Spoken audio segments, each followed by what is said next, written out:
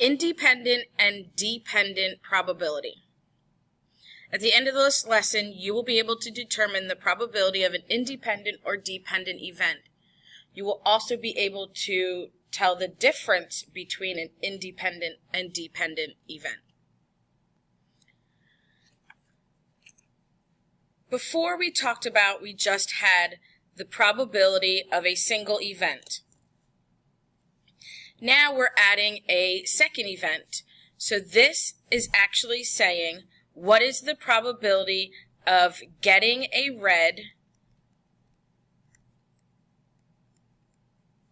and then getting a blue?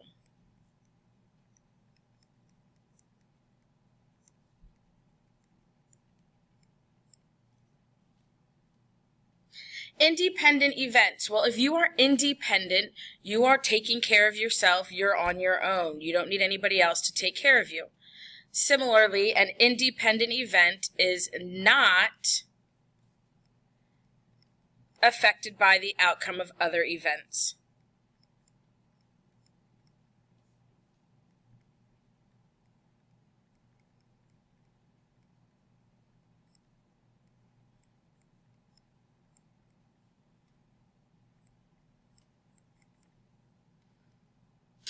Flipping a coin is an independent event. So if we want to find the probability of flipping a tails and then a heads, so we look at the probability of tails, then heads. We look at them individually. So the probability of getting tails is 1/2. There's one tail on the coin. There are two possibilities. Similarly, there is 1/2 probability of getting heads on a coin. There's one head on the coin, two outcomes. So together, we want to multiply those. And getting tails and then heads is 1/4. We can turn that into a decimal by dividing, and then turning that into a percent by multiplying by 100. A dependent event. Currently, children are dependents of their guardians. They rely on their guardian for food, clothes, etc. So a dependent event in probability is similar to a dependent in life.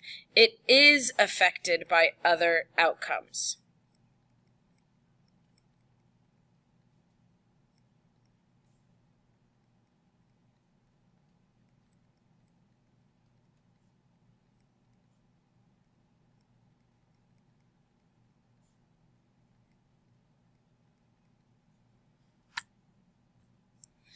An example of a dependent event is not replacing a marble in a bag.